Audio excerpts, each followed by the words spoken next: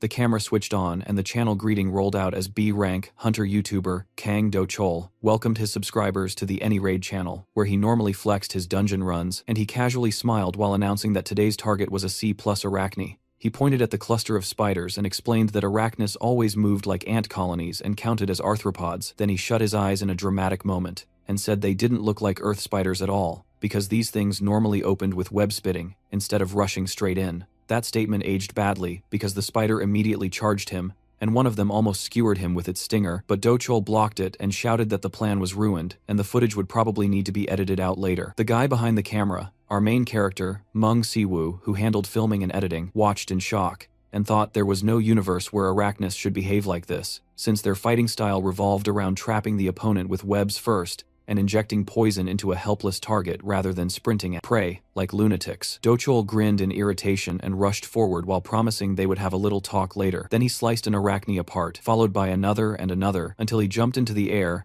and cut the next one cleanly in half before landing on a pile of dead spiders while wondering what had gone wrong when Si-woo had specifically said they spit webs first. Si-woo's face dripped with sweat, as he thought that arachnes would only rush prey if they were in a desperate situation where survival no longer mattered. Do-chol suddenly grabbed Si-woo by the shirt and demanded to know if he planned to keep pretending to be innocent, then punched him in the stomach and yelled that an apology wouldn't fix anything because they had almost died due to him, leaving Si-woo on the ground while he walked away, saying someone without special features like Si-woo was useless. The words hit Si-woo hard, and he narrowed his eyes while remembering how he awakened with an ability that had absolutely no special traits and how it was completely worthless for hunters, forcing him to survive by obsessively analyzing monsters and teaching hunters how to hit weak points properly. Do-chol closed his eyes and muttered that he had almost died because of this bastard, and that the whole squad would have died without his reactions. But the moment he finished speaking, the other members froze and pointed behind him as a massive monster appeared right at his back. The creature lunged, yet Do-chol had already dodged, and the entire squad broke into a terrified sprint because the thing was a huge elite monster that outpaced them easily. While running, Do-chol dropped his sword and realized he needed bait to escape, then glanced at Si-woo and decided he would be the bait before kicking him in the face, as Si-woo screamed and shut his eyes. Do-chol turned and said that since Si-woo had provided wrong info, he should deal with the consequences, leaving Si-woo on the ground, gritting his teeth until his eyes widened in horror upon seeing the giant monster standing right in front of him, while his body refused to move. The monster roared with its jaws wide open, and Si-woo's mind instantly drifted back to the hospital, where his mother lay in a bed, reaching toward him and telling him he had to protect his younger sister, and that memory hit him so hard that he snapped back and realized he absolutely could not die here. He grabbed the sword with shaking hands and told himself he had to survive for his sister as the monster drew close, and he swung the katana with everything he had, while yelling that he would survive no matter what. Suddenly, a violent explosion erupted and threw him backward, and when he looked to the side, he saw a young blonde man in a red cloak standing with a raging aura while wiping sweat from his chin, just as another explosion thundered behind them.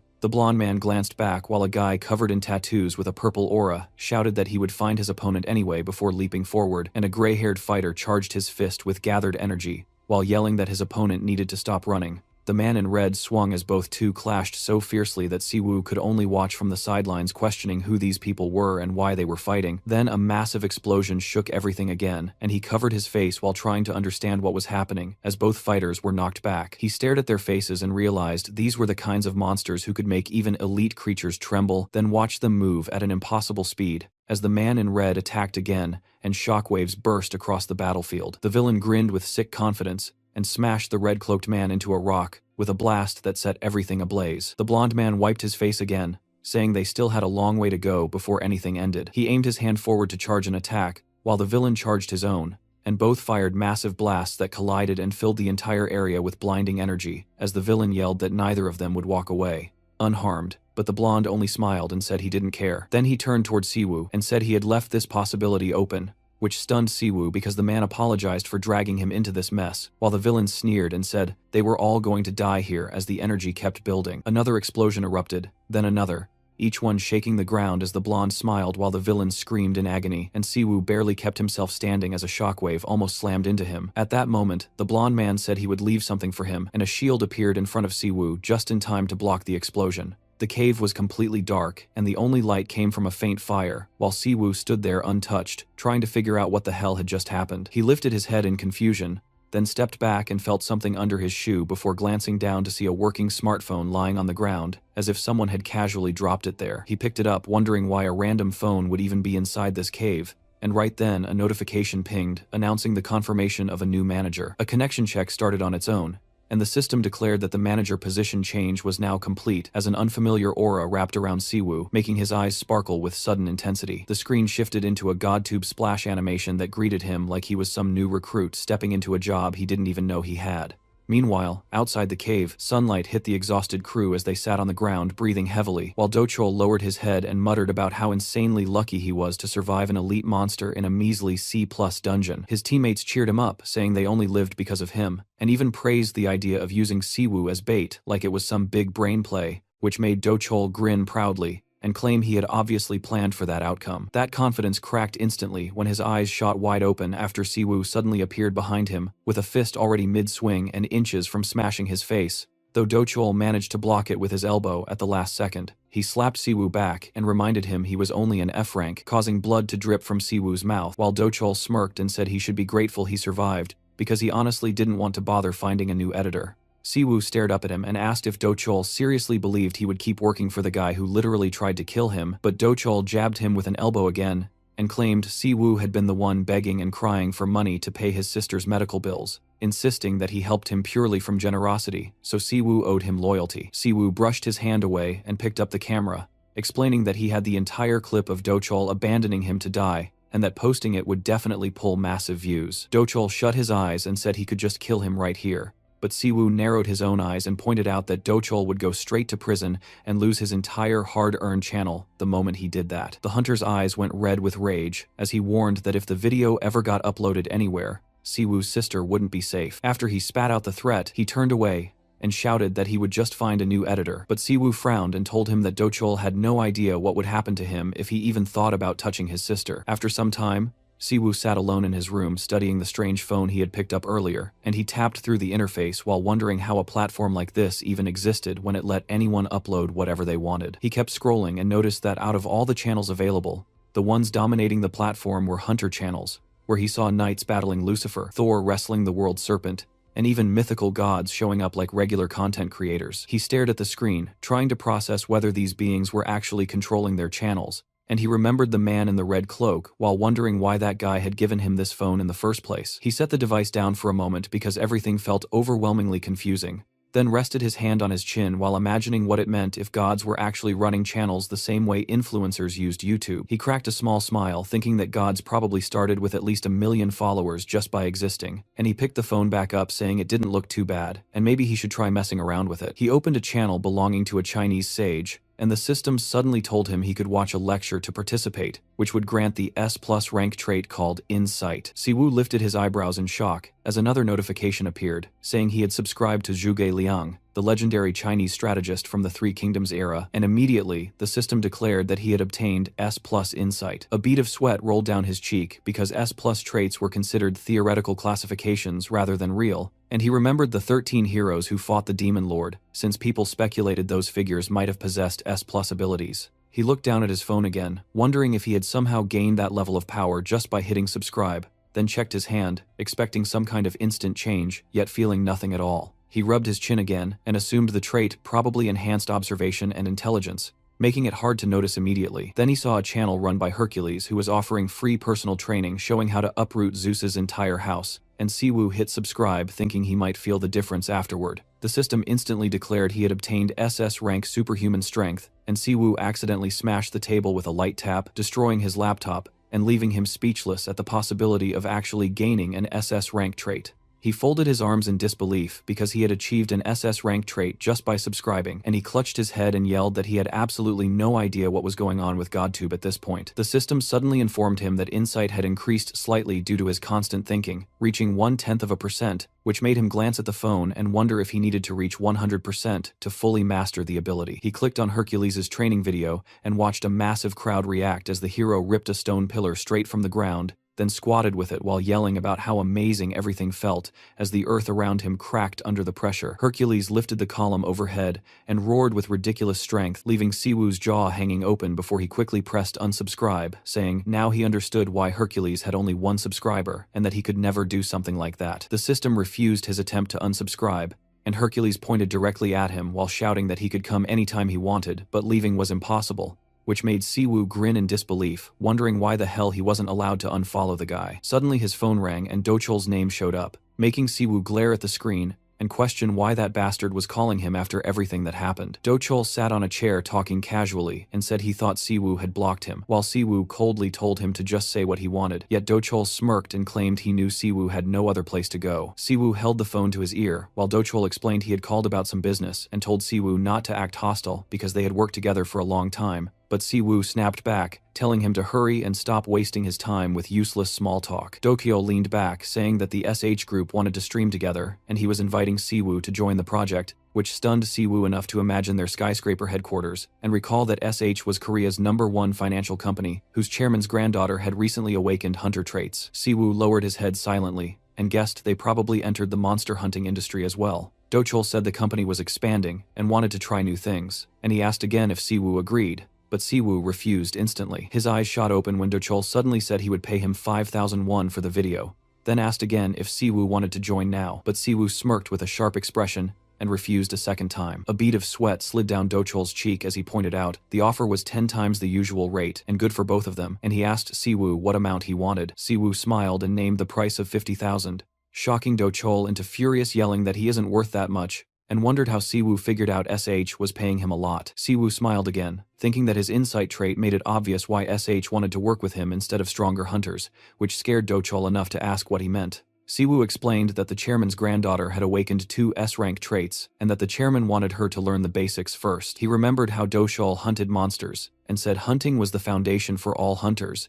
then recalled the channel footage, and explained their growth past 200,000 subscribers happened because Siwoo had created unique strategies for monster fights. Siwoo tapped his head and said Dochol received the chairman's offer not because of his strength but purely because of Siwoo's knowledge. And although Dochol frowned, saying 50 million was too much, Siwoo's eyes widened and he asked if the guy really didn't want to pay. Dochol grinned nervously and stuttered, but Siwoo tossed the phone onto the table, saying Dochol could try handling things alone and that otherwise he would need to start looking for someone else. The next day, Siwoo and Dochol stood inside a B-rank dungeon, and Siwoo asked when the rest of the payment would finally be transferred, while Dochol stared at his phone and said he would send everything once the raid ended. They both turned around as Han Charin, the granddaughter of SH's chairman, approached and confidently announced she was ready to join their raid, which made Siwoo's eyes widen because she was unbelievably beautiful, and he quietly thought getting close to someone like her would be insanely difficult. The team moved deeper into the dungeon, and Siwoo told himself he just needed to finish the job and secure his money. But they stopped when they saw a massive monster with a purple aura standing ahead of them. Charon stepped forward and identified it as a black troll, while Dochol repeated the same information Siwoo had once told him about how black trolls had almost immortal regeneration, and inexperienced hunters could easily die if they didn't understand how to kill them. He imagined the troll's attack pattern and repeated the standard strategy everyone knew, which required tearing apart the black troll's whole body before destroying the heart and cutting its head off before regeneration kicked in. Before he even finished explaining, Charon went straight for her sword and sprinted forward without hesitation, leaping into the air with zero doubt in her eyes as she plunged her blade directly into the monster's heart before ripping it out and immediately blowing off its head. She turned around, telling the stunned guys that it was easy, and Dochol cheerfully said he hadn't expected her to execute the technique so flawlessly with minimal experience, praising her like a stereotypical S-rank prodigy. Charon flicked the blood off her blade while Siwoo noticed the weapon's black shine and asked about its cost, since he had heard rumors about that sword named Aurelian, and Charon casually responded that it was around 20 billion, which left both guys with their mouths hanging open. She pointed toward the passage, telling them to continue since they shouldn't end the raid with only one black troll, and an hour later they were still inside the dungeon with blood pooling under Charon's feet as she mentioned she was beginning to understand things better. She turned around saying there were no trolls left so they could end here, while Dochol bowed and praised her work, although inside he panicked because he thought this would be his chance to impress the Hunters Guild, but he had achieved nothing, and now believed Siwoo had basically robbed him of 50,000. Siwoo noticed Dochol sweating in panic and smirked to himself, yet the expression vanished when a violent roar echoed through the dungeon as something massive approached. Charon looked upward, trying to see what caused it, and Dochol immediately tried to act knowledgeable, saying the creature's size meant it had to be an elite monster, but Siwoo mentally realized this wasn't just a regular elite, because a gigantic troll landed in front of them, with glowing red eyes and viciously sharp teeth, revealing it was the dungeon boss. The monster raised its fist to crush them, and Charon prepared for combat while blocking the first attack with her sword, as Dochol froze with his mouth open, and the rest of the team fled in panic. The monster smirked while watching them, then hurled Charon backward, and she crashed to the ground before the beast launched rocks toward the escaping team, injuring 2 members instantly. Dochol gasped for air as fear overwhelmed him, and he ran forward thinking he had to escape before he died. But a massive shadow swallowed him, as the boss loomed directly above him, and he whispered that he was already dead. Charon saved him by blocking the attack, although the monster still struck the ground hard enough to throw her into a wall as it prepared a second attack. Charon's eyes snapped open as she realized she needed to dodge, and she sprinted along the monster's arm, dodging the swing as she landed on its neck, delivering rapid strikes. But the boss whipped around, showing almost no damage, which left her stunned. The troll launched a fast punch, and Charon jerked backwards several times before jumping away, as dust exploded everywhere from the impact, and she struggled to keep holding off the overwhelming force. Siwoo looked up and realized they had no hope of winning because even though Charon held 2 S-rank traits, she was still an inexperienced rookie, facing a terrifying boss that had fought countless times before. The troll laughed while unleashing a barrage of attacks, and Siwoo watched from the side thinking his only option might be abandoning Charon and running, because if he stayed, he would die. He shook with fear as he remembered he had SS strength from GodTube and wondered if he should test it, but before deciding he saw Dochol sprint past him with terror on his face, while Siwoo stared in disappointment and disbelief as the man ran for his life. Meanwhile, Charon kept blocking the troll's relentless blows with sheer willpower, and a bead of sweat ran down Siwoo's cheek as he realized they still couldn't win. Freezing in absolute terror, while thinking he needed to escape or he would die, he dashed to the side, deciding to run, but the moment he turned back, his fear spiked so sharply that he screamed loudly and drew the monster's attention directly toward him. He stared ahead with a tense expression, knowing money and fame meant nothing if he died here, and the boss roared while swinging another massive fist as Charon barely held on with gritted teeth. Siwoo clenched his fist and charged it with a bright blue aura as he ran forward, telling himself that if he ran now, he'd be no better than that coward Dochol. His punch slammed into the monster's arm so hard it kicked the limb backward, enraging the boss and leaving Charon shocked because she had no idea how Siwoo managed to deflect the attack. She looked at his back, glowing with a blue aura, while a translucent warrior outlined in blue appeared behind him like a guardian spirit, and Siwoo lowered his face, taking a deep breath as bright energy built up in his hand. The monster punched upward, breaking through the ceiling, then swung again with a heavy strike, but Siwoo blocked it with the SS strength he had gained, and the impact exploded into a shockwave that rippled across the area, while the monster snarled and bared its teeth. Siwoo held the block while shouting that they needed to act now, and Charon heard him and shot upward into the air above the monster, while swinging her sword with perfect timing. The monster opened its mouth in shock as she landed on its chest and drove her sword deep into it, before leaping upward again and performing precise spinning movements in mid-air until she landed on its shoulder and sprinted to its neck, slicing the head clean off with one perfect cut, before landing behind the monster as its massive body began to fall. She and Siwoo stared at the monster's corpse, while Siwoo finally felt relief that they had defeated it, and a system window appeared, stating his insight had increased. Blood poured from the troll's neck, while Siwoo thought about how boss monsters often had double transformations, meaning this physical transformation was completely natural for a creature of its type. The monster's severed head began growing back onto its neck with sickening cracking noises, and at an unexpected moment,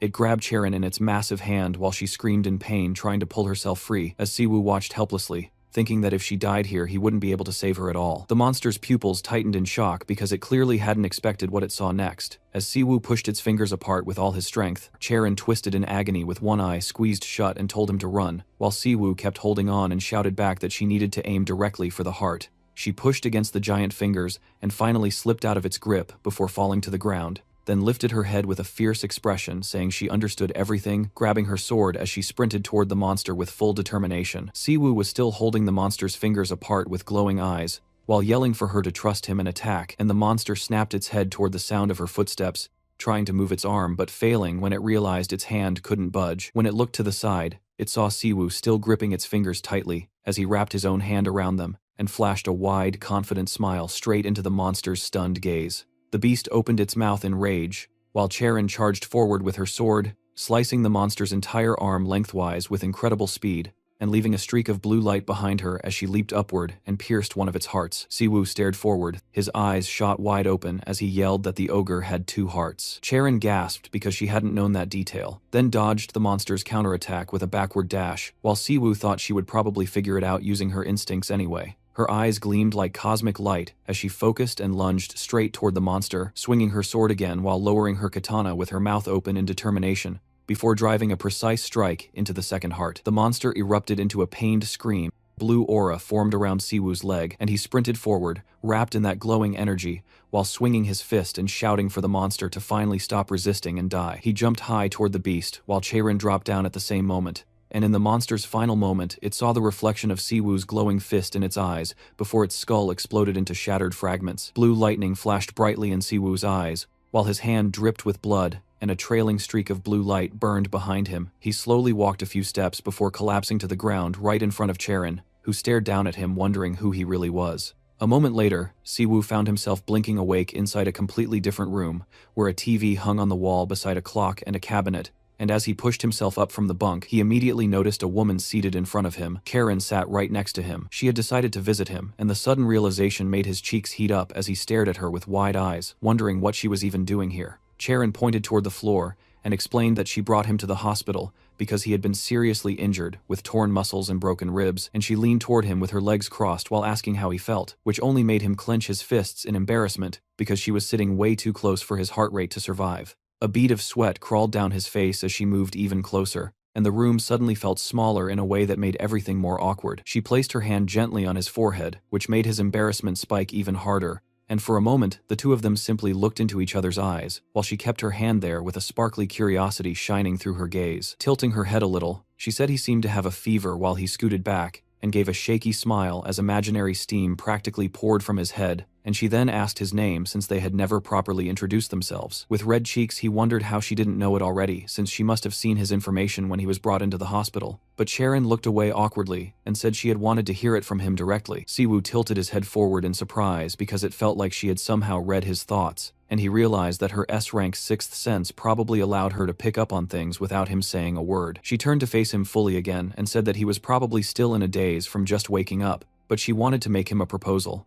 And Siwoo leaned closer, asking what kind of proposal she meant. With her hands resting neatly on her knees, she asked if he wanted to join her team, and Siwoo stared back into her eyes, wondering if she only wanted him because he fought an ogre earlier. Then everything froze for a second, as she casually mentioned offering him an annual salary of 1 billion won, making him snap upright, with his mouth wide open and hand raised in pure shock, while she added that they would also split all monster loot equally. His grin faded when Charon mentioned hearing about his younger sister suffering from a blood disease, and said her team could cover the medical expenses so he wouldn't have to shoulder the burden, which cast a dark shadow across his expression as he lowered his head without a word. He eventually lifted his gaze and asked what he had done to deserve something like this, and Charon leaned in slightly as she explained with a confident look that she wanted him to create strategies for her, finishing with the fact that she needed someone who could plan out tactics for every monster she would face from now on. Night finally settled outside, and the ward fell into complete silence while Siwoo lay on his pillow, staring at the ceiling, wondering if he was stupid for refusing her offer at all. The memory replayed in his mind like a soft rewind, showing him sitting across from Charon while explaining the reason for his refusal, and she had listened with calm surprise before telling him she understood perfectly. She added that if he ever changed his mind, he only needed to tell her because she still owed him for saving her life, and she planned to repay that debt by covering his sister's medical bills. But Siwoo kept thinking that before accepting any deal, he needed to test what GodTube could really do, since it belonged to gods who casually turned S-rank hunters into background characters without breaking a sweat. Turning his head toward the side, he looked at his little sister sleeping with her eyes closed, and he knew he couldn't chain himself to a decision too fast when her future depended on something more unpredictable. She lay motionless on her back, while he remembered the day she was caught in a sudden dungeon outbreak long ago, ending up with a rare blood disease modern medicine couldn't cure, only suppress. His mind filled with images of thick medical books, jars of rare ingredients, glowing blue crystals, and old monster skulls displayed on red cloth, all of them expensive beyond belief, yet necessary for any true cure. Opening his laptop, he muttered that he would need an insane amount of money, and in the meantime he still had to finish editing today's video. On the screen, Do Chol stood frozen as Charon fought the monster, and Siwoo's eyes widened again, remembering how she casually mentioned her sword being worth 20 billion. He scratched his chin thinking he could forge equipment and sell it himself, imagining a cinematic shot of him as a blacksmith forging a blade with supernatural strength, earning billions in record time. But as he lifted his phone, he made a frustrated face because he only had one free subscription left, and if he wanted another one he would need to pay 1,000,000 won. He stared at the GodTube page where Hephaestus held a massive hammer, and Siwoo realized subscribing to the god of smithing was the only way to learn metallurgy and weapon crafting. He pressed the subscribe button with a dramatic tap and stared at his phone in shock as a system window appeared telling him he had obtained SS-class metallurgy. Inside Hephaestus's forge, piles of ingots and ore filled the background, and the god's hand slammed a blacksmith hammer against Mjolnir, while shouting with blazing eyes that weapon upgrades required absolute courage and no fear of failure. Siwoo flinched as Hephaestus roared that people these days had zero guts and needed to accept that their weapons might break. Several system windows appeared stating that his incorrect knowledge of metallurgy had been fixed and that his mastery of god-level metallurgy had increased. The next morning arrived and the scene moved to a quiet street where a small playground stood under the early sunlight, and Siwoo hung from the horizontal bar with one hand before pulling himself up using only that single arm with steady strength. Two nurses passing by looked at each other in surprise and whispered about how much his body had improved, saying the doctor mentioned that Siwoo's recovery was unbelievably fast even for a hunter and that he could be discharged tomorrow. Siwoo looked away, pretending not to listen, though he absorbed every word and reflected on how he was being discharged way sooner than he expected, since he assumed he would need weeks of training before being allowed to leave. Sweat rolled down his face as system windows flickered in front of him saying his skills were improving, and he visualized his muscle fibers stretching, while thinking that reckless use of super strength would destroy his arms just like last time. So training consistently was the only way to prevent it. Suddenly, his younger sister appeared behind him and called out gently, leaning forward with her hands folded behind her back, and saying she heard he would be discharged the next day, which made him laugh awkwardly and admit it was true. She placed her hand over her chest and closed her eyes while explaining how worried she had been when he first arrived at the hospital, because he looked like he was in critical condition.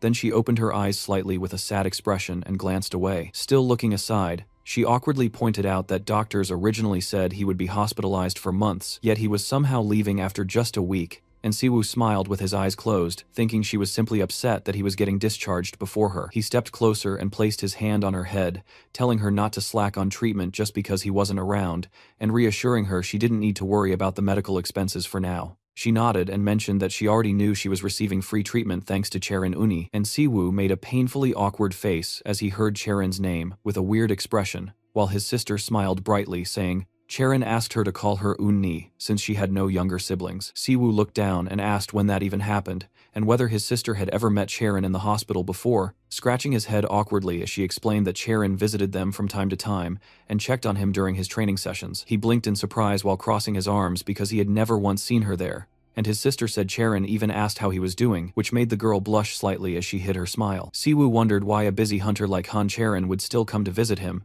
and figured she probably wanted to recruit him, but his sister teased that Charon likely came because she liked him, which made him turn away with an awkward smile and deny it. She added that he was more popular than he thought, because the nurses constantly talked about him, and he glanced away with embarrassment, telling her to stop saying pointless things and hurry back to the hospital, because he had somewhere important to go. He clenched his fist with determination, lifted his head, and declared confidently that he was going to make money. Sometime later, Siwoo stepped inside the dungeon and looked around with a tense breath, assuming the nervousness kicking in was because this was the first time he would be hunting monsters completely alone. He clenched his hand into a fist and reminded himself to calm down, but his gaze shifted to the side when he sensed movement and realized the enemies were probably already here. A swarm of monsters suddenly appeared and began throwing projectiles, forcing him to sprint away, while he grinned slightly because he already knew these kinds of monsters acted in groups, yet he hadn't expected this many to show up at once. The goblins rushed toward him with weapons raised, and he dodged the first attack before launching his own punch,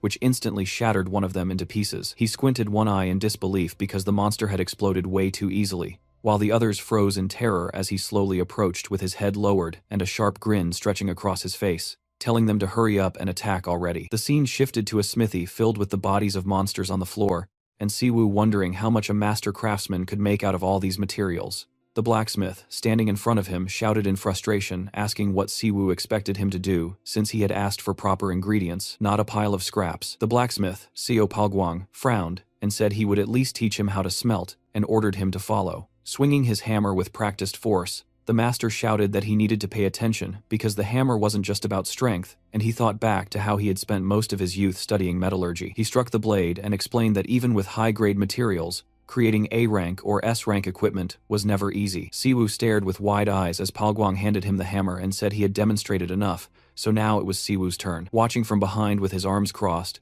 Palguang remembered how Siwoo never asked him to forge equipment, never asked to become an apprentice, and didn't even try joining a guild in exchange for rent. Instead, he simply asked to borrow the workshop, and the blacksmith had agreed, purely out of curiosity. Frowning slightly, the blacksmith realized he needed only one look at this young man holding a hammer to know what kind of talent stood in front of him. As he watched Siwoo swing the tool, he thought about how modern people treated metallurgy like a simple game skill, even though it had taken him 20 years to reach his current level. And worse, Siwoo kept checking his phone like he had watched enough videos to assume the craft would be easy, which made Palguang conclude that the kid was completely mistaken. The smithy door burst open as a girl entered with a bright smile, loudly announcing her arrival. The master, sitting on a chair, asked if it was So-eun, and she confirmed it by joking that no one else from the village would willingly come to a forge that smelled this terrible. Palguang told her she could let someone else handle this errand, since she always had to come in person, but she placed a hand on her hip and said she came herself because he was the best blacksmith in Korea. The blacksmith chuckled and said she sure knew how to flatter like a proper businesswoman. So-eun grinned while explaining she represented a company that only dealt with top-tier products, then reached into her backpack and said she brought the ingredients he requested, so now they only needed to discuss the price. Palguang answered that the blade was already wrapped in cloth because its edge was sharp, and she needed to check it carefully, and she looked up, talking about some new delivery. She told with excitement that they were supplying equipment to the SH group this time, but the constant hammering noise was driving her crazy. She looked toward Siwoo and shouted at him to be quiet since they were trying to talk, crossing her arms while trying to figure out what he was even making. Picking up the blade, she joked, "If this thing could seriously be called a weapon." The blacksmith reacted immediately, asking what she meant, and So-eun said the blade was blunt, and the shape was dull, making it unusable. Palguang's mouth fell open as he told her that that weapon was made from goblin and kobold skeletons. Her eyes widened instantly, while the blacksmith crossed his arms and explained that the material was in terrible condition and the blade was made by someone who held a hammer for the first time today. She asked if he had accepted an apprentice, and he frowned while saying he tried. The blacksmith realized the kid was too unbelievable for someone holding a hammer for the first time. The memory of the tool in Siwoo's hand flashed in his mind, along with the moment the young man struck the blade with confidence. Crossing his arms again, the master admitted he had never seen anyone forge a weapon out of material this bad. Yet this same guy refused the offer to become his apprentice. So-eun immediately turned towards Siwoo as he wiped sweat from his forehead, while she stared at him thoughtfully, trying to figure out who exactly this person was. After some time, Siwoo finally completed forging a sleek black spear, and the moment he picked it up, several system notifications popped up, announcing that his god-level metallurgy skill had increased by 0.4%. He smiled with a rush of pride because he had actually managed to create a real weapon, then immediately thought how he was supposed to sell it now. So-eun stepped up behind him and asked whether he genuinely planned to sell that blade, then held out her hand while introducing herself as Kim So-eun, a representative of the So-eun Company. Siwoo looked toward her and realized he had already heard about the company since it specialized in the hunting business and valued trust and reliability, making her a well-known figure in the entire industry. So-eun smirked as she explained that their company only dealt with the best products in Korea, so if he intended to sell the equipment, they would buy it immediately.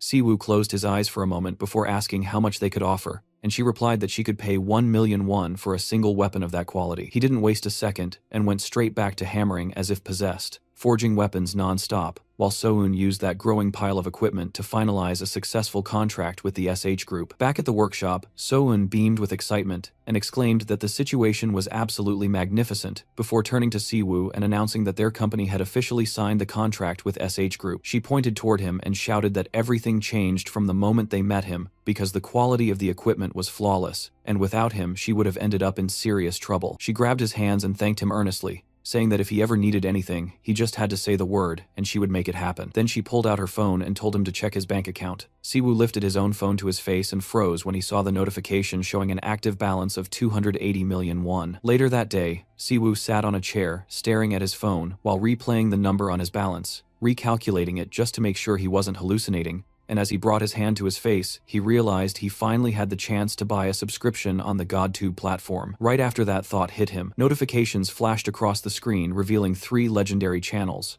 Hua Tuo, the mythical healer; Hippocrates, the father of medicine; and Hyojun, the master of traditional Eastern medicine. Siwoo quickly realized that subscribing to all 3 cost 300 million won per month, and in his current financial state, he could only choose one. He crossed his arms thinking deeply, and his body shook with tension before he covered his face and shouted in frustration. Then, with a sudden burst of reckless courage, his finger slammed down on the subscribe button. The scene shifted back to the workshop, where the blacksmith lifted both hands in disappointment, saying there was nothing to be done since fragile materials were extremely hard to polish, recommending they keep polishing to a bare minimum. So-eun walked in with a bright smile and greeted them. With his eyes closed, Palguang asked why she kept coming here, and she replied casually that she came because of Meng Siwoo. Siwoo looked at her and said he had been waiting for her, which made her blush in confusion as she asked him to repeat himself. He handed her a piece of paper and reminded her of her promise to get anything he needed, and the page contained the full list of supplies. She nodded and looked at the order, which included mountain frankincense, sulfium, saxifrage, 100-year-old jinx, and several expensive medicinal herbs. Still watching her, Siwoo asked whether getting them would be difficult, and she answered that she could secure them, but the price would be heavy. His eyes turned blank when she said the total cost was around 300 million won, though she could give him a 20 million discount. Siwoo thought about how these items were essential for leveling up the divine medical mastery he gained from his new membership, yet it was almost impossible to acquire such materials on his own, since he didn't know where to get them, or whether they were even sold anywhere at all. If So-eun hadn't been here, he would never have a shot at obtaining them. His attention shifted back to her when she asked whether he still wanted to buy everything, and he responded with crying, saying yes. As he rubbed his head, he remembered she had paid him 284 million won earlier, but if he handed back 280 million, leaving him with only 4 million, and by the end of the month, that tiny balance would be wiped out because the subscription cost alone was 100 million. He needed more money immediately. He needed hundreds of millions.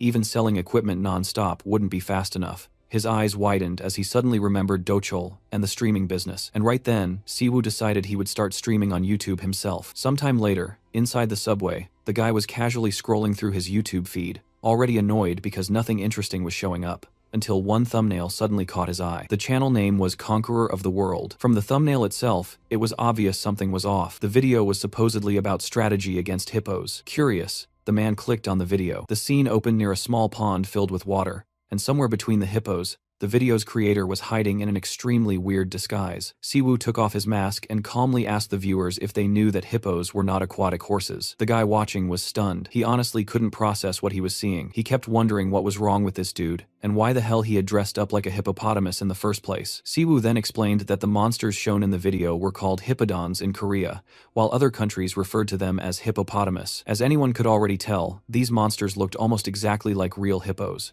He went on to explain that people usually use the Chinese character for horse when referring to hippos, even though hippos don't actually belong to the horse family at all. Hearing that the character for horse was being used for hippopotamuses made the viewer pause for a second, genuinely thinking about that information. Siwoo then explained that they actually belonged to the Bovidae family. To be precise, they belonged to the artiodactyls. He immediately added that if he went any deeper into the explanation, the viewers would probably get a headache, so he decided to stop right there. Next, Siwoo pulled out a red cloth and said he would show everyone how to tame a hippo. According to him, the first step was provoking the hippo with the red cloth. He casually mentioned that cows aren't actually nervous about the color red, and that the important part was exciting the target instead. At this point, the viewer was completely speechless, genuinely baffled by what he was hearing. Siwoo started waving the red cloth around and yelling at the hippos, trying to grab their attention. At first, the hippos lazily turned their heads toward the strange man, but the moment they noticed the red cloth, something snapped. Their expressions changed instantly. Right after that, the entire herd of hippos charged straight towards Siwoo. Instead of backing down, Siwoo kept luring them closer. When they finally got close enough, he calmly explained the next step on how to defeat a hippopotamus. The second step was apparently to just beat them and catch them. The video only got stranger from there, and the viewer seriously wondered if this was actually his real strategy. Then Siwoo threw the red cloth to the ground and rushed straight into the herd of hippos. He collided with them head-on. As he struck the first hippos, Siwoo shouted, "Rice noodles," and when he hit the second one, he followed up by yelling, "Buckwheat noodles." A short while later, the impossible happened. Siwoo had successfully knocked out every single hippo. He stood there, gave the camera a thumbs up, and asked the viewers what they thought. Was it really that easy? Even though the video had ended, the moments of that collision kept replaying in the young man's head. In the end, Siwoo told the viewers that if they found the strategy useful, they should like the video, subscribe to the channel, and turn on notifications. A massive number of viewers appreciated the video Siwoo had uploaded. The clip about hunting hippos quickly gained traction, hitting 3,628 views, with 243 people subscribing to Siwoo's YouTube channel almost immediately. Siwoo couldn't help grinning as he checked the results, because this was exactly what he had planned to see, and things didn't stop there. In a very short amount of time, 1,243 users, had subscribed to the Conqueror of the World channel, and the hippo hunting video had exploded to 127,000 views. As Siwoo scrolled through the feed, he noticed countless comments laughing at the video. From what he could tell, viewers genuinely loved the concept he had used in his previous upload. Still, he knew this success came largely from getting lucky with the YouTube algorithm. That also meant he couldn't keep hanging around low-level monsters forever. Since things had reached this point, Siwoo decided it was best to strike while the iron was hot. He understood how audience interest worked. Because of high adaptability, stimulation always required increasing intensity to maintain strong attention. That kind of escalation was his specialty. After all, analyzing monsters and developing strategies was literally his job. Reaching 1 million subscribers wasn't just a fantasy. There was only one problem. All of a sudden, Siwoo noticed blood dripping from his nose. Almost immediately after that, an overwhelming wave of fatigue hit him. Fighting to stay upright, he told himself that he still needed to edit the video. Dungeon raiding and deliveries together were clearly too much. In the end, his body gave out. He staggered backward, fell to the floor, hit his head on the table, then painfully struck it again against a chair. Eventually, Siwoo collapsed completely. He had been pushing himself way too hard lately. Sometime later, Siwoo finally regained consciousness. The first thing he wondered was where he was. Then he realized he was staring at the ceiling of his own room. Sitting up on the bed and trying to piece things together, he figured out that he had passed out for a while, and his head was throbbing badly. Still, thanks to Hercules' super strength, it all ended with him barely managing to survive. Pinching his nose, Siwoo muttered that he needed to hurry up and edit the video. He pulled out his phone to check how long he'd been unconscious. To his shock, the time read 4:31 a.m. He realized he had been out cold for an entire day. That was when it hit him. If he kept going like this, he would die from exhaustion before making any real money. Because of that, Siwoo decided it was time to hire an editor. Sometime later, at Cafe Eden, Siwoo sat sipping a cold drink while reviewing suitable candidates. When he had written the job ad, he never expected so many people to apply. Maybe it was because of the high salary. The response was so intense that it felt like an idol audition. The base salary was 3 million won, with additional incentives depending on view count. As expected, money worked better than anything else, which was why he needed to choose someone who would make him the most money. Watching one candidate's sample video, Siwoo gave him a good rating. The sound effects were well-timed and funny, and his editing skills were clearly better than Siwoo's own. But it was already past 1 o'clock.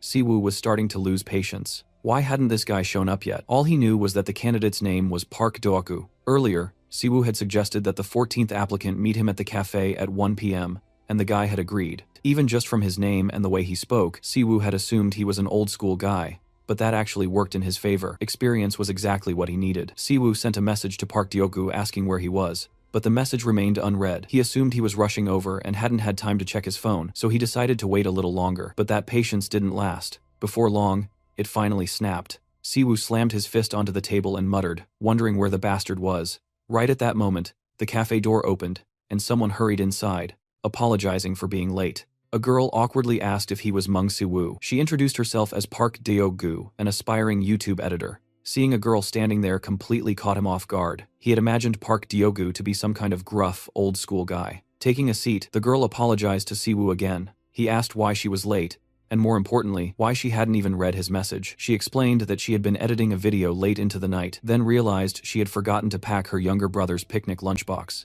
Because she was in such a rush afterward, she hadn't had time to read his message before coming straight there. Siwoo asked what she meant by editing a video. Do-ku replied that she was talking about the video she had attached to her application. Siwoo asked if that meant she had edited the video he provided in just 1 day. She corrected him, calmly saying that it hadn't taken her 1 day, but about 3 hours. Hearing that, Siwoo felt a strange kind of shock hit him. He had poured far more time into his own edits. Noticing his reaction, the girl wondered if something was wrong. Siwoo turned toward her. The girl, nervous and afraid, thinking she was about to be scolded, she shut her eyes and braced herself. Instead, Siwoo simply asked when she could start working. The girl apologized again, realizing she had completely misunderstood the situation, and said she could start right away. Siwoo thought about how it usually took him around 8 hours to edit a video. If each video only took her 3 hours, the efficiency alone was insane. He explained that, as stated in the ad, 2 videos per week was the standard. Sometimes he uploaded 3 videos, and if that happened, she would of course be paid extra. Siwoo reached out toward the girl, who was on the verge of tears,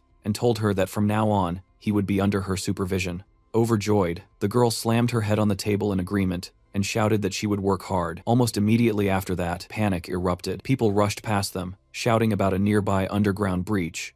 A warning echoed through the area, announcing that an underground breach had occurred. It was identified as a C-rank breach, and residents in the surrounding area were urgently advised to evacuate as soon as possible. A terrified Dioku shouted at her new boss that they should evacuate immediately, but instead of panicking, he smirked and calmly asked her if she wasn't the one who had just said she could start working right away. Dioku froze, completely unable to follow her boss's train of thought, and quickly apologized. Mangu casually blew a tampon of blood out of his nostril, then turned toward Dioku with that same relaxed smirk still on his face. He handed her his phone and told her to follow him. Confused and nervous, Dioku asked where they were even going. Siwoo simply asked her what she thought. Of course, they were going to make money. The moment Dioku realized where they were headed, she gasped in shock. Even so, she still ran after Siwoo. While moving, Siwoo shouted back at her about the video, reminding her to turn the camera on immediately. Right after that, orcs began pouring out from the dungeon gate. Charging straight toward them, Siwoo yelled, "Rice noodles, large portion," and in the next instant, he ripped a C-rank orc apart with a single blow. Turning toward the camera mid-fight, he reminded viewers not to forget to like and subscribe, and also to turn on notifications. Wiping orc blood off his face, Siwoo wondered to himself if this was finally how he would start making real money. Soon after, a group of hunters arrived at the site of the dungeon breach, and immediately began helping nearby civilians evacuate. Suddenly, they heard a scream, and an orc's severed head flew straight over their heads. The hunters froze in shock, completely confused about what they were witnessing. Right in front of them, a young man was brutally beating orcs with his bare hands while loudly shouting the names of different noodles. Before long, Siwoo finished off every orc that had emerged from the dungeon. He then climbed on top of the pile of bodies, raised his fist into the air, turned to the camera, and once again told viewers to like, subscribe, and turn on notifications. Back at home, Dioku began editing a new video for her boss. As she worked, she couldn't stop thinking about what she had just witnessed, wondering what the hell was going on and why he was so popular. The comments were filled with laughter at the shocked reactions of people around him, while others marveled at how the conqueror of the world had beaten C-rank monsters with nothing but his bare hands.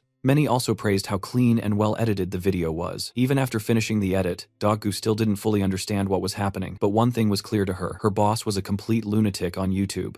Covering her face with her hands, Dioku wondered if she would really be able to succeed. Meanwhile, behind her, her younger siblings were eating chicken and happily telling her that it was delicious, making sure to leave some for her as well. They invited her to eat with them. Just then, her younger sister grabbed a chicken leg and declared that it was hers. Her brother immediately reminded her that she had already eaten one and that they should leave it for their sister, Dioku. Watching her younger siblings bicker and care for one another, Dioku smiled softly, finally understanding what she had to do. She had to work hard, at least for the sake of her younger brother and sister. Meanwhile, over at the smithy, our MC continued forging weapons without stopping. After putting in a solid amount of effort, he finally succeeded in crafting a decent sword. This piece of equipment had been made using orc parts obtained from the previous battle. Unlike his earlier attempts, this sword was forged from class materials, which meant it was something he could actually rely on. As the process completed, his divine metallurgy skill increased by 1.4%, reaching a total of 4.43%. The system immediately commented that he had created equipment of decent quality, suitable to be given away for free. Siwoo wasn't exactly thrilled with that remark, but he was still extremely satisfied. An increase of 1.4% was massive, and considering the speed at which his skill was growing, the number itself was ridiculous. Kim Seon was visibly surprised when she saw the blade in Siwoo's hands, and praised him, noting that the quality of his weapons kept improving. Palguang, on the other hand, couldn't understand it at all. How could someone who had started practicing metallurgy less than a month ago reach this level already? It made no sense to him. Siwoo simply chuckled and said he still had a long way to go, which was true. He hadn't even mastered a tenth of Hepatitis' skills yet. The girl then turned to Siwoo and asked if he was planning to sell that blade. Siwoo replied that she was right and added that she surely knew how to sell it. Seon told him to just hand everything over to her and reached out for the blade. Palguang watched the exchange silently, clearly not liking what he was seeing. Seon then noticed that Siwoo looked much older today, and Siwoo asked if that was really the case. She smiled and said that lately, the bags under his eyes had almost reached his nose. Siwoo let out an awkward chuckle when he heard that. Seon followed up by saying she had even been confused about whether he was a human or a zombie before, though now he finally looked human again. And honestly, she wasn't wrong. Since Dogu had started editing his videos, the boy had been getting much more sleep. He was still incredibly busy, but things were more manageable. Even though he had paid extra due to the danger last time, he didn't have much money left for expenses or staff. Helping with video shooting wasn't really an editor's job, so he knew he probably should have paid her more. Still, Siwoo had zero complaints about Diogu's editing. She was working extremely hard, and he was genuinely grateful to her. Suddenly, Siwoo remembered something he had forgotten, and asked Seon how things were going with the medicinal herbs he had ordered from her earlier. Kim Seon clapped her hands, realizing she had almost forgotten about it too. Right after that, She pulled out a bag and said she had obtained everything he had requested. After all, this was Siwoo's very first request. Siwoo was stunned by how quickly she had gathered everything and admitted that it was incredible. Seon reminded him that her company only sold the best products from Korea. Siwoo wondered what exactly she meant by that, and then asked how much everything would cost. Kim Seon checked the details on her phone and replied that the total came to 212 million won. A flood of numbers flashed through Siwoo's mind. 212 million was an absurd amount of money. Seon then said that since it was Siwoo's request, she would give him a discount and lower the price to 200 million won, but there would be no discount next time. Siwoo thanked Seon sincerely for her help. Sometime later, the boy hopped onto GodTube and started watching Hwatuo. In the video, Hwatuo explained that herbal medicine referred to purified natural medicines obtained from animal, plant, or mineral sources. These medicines mainly came in forms such as decoctions, powders, tablets, and creams, which were the most common types. Hwatuo stated that this particular video would focus on herbs. He explained, were natural substances with medicinal effects, including plant roots, stems, bark, fruits, and seeds. Although used in small quantities, they played an important role as compound preparations. Because of that, specific forms of certain preparations could also be referred to as herbs. This meant it was incorrect to define herbs as only one fixed form. Listening to all of this, Siwoo found himself completely lost. He couldn't help wondering what Hwatuo was even talking about. If things kept going like this, he felt he would never be able to improve his mastery of the divine art of medicine. The system then notified Siwoo that he had gained high knowledge, increasing his insight skill by 1.4% to 8.7%. Just from watching the video, even that skill had gone up. Suddenly, something clicked for Siwoo. He had a revelation. Stripping Hwatuo's explanation down to its core, it all came down to studying medicinal herbs used to treat diseases, along with learning and understanding their effects. The system immediately notified Siwoo that he had correctly understood the definition of herbal medicine, and that his skill level in the divine art of medicine had reached 0.4%.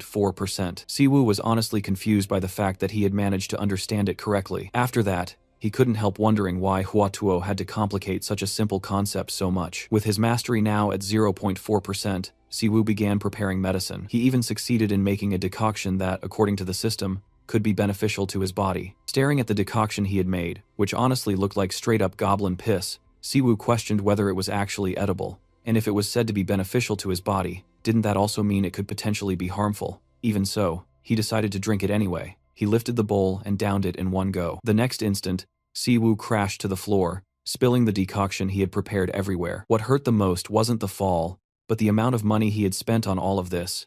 The cost of the herbs alone was insane. Suddenly, Siwoo heard a notification and reached for his phone. After drinking the decoction that was beneficial to his body, his superpower had increased by 0.01%. That result shocked Siwoo. What made it even crazier was that less than 3 seconds had passed since he drank the decoction. He even found himself wondering if he should lick whatever remained of it.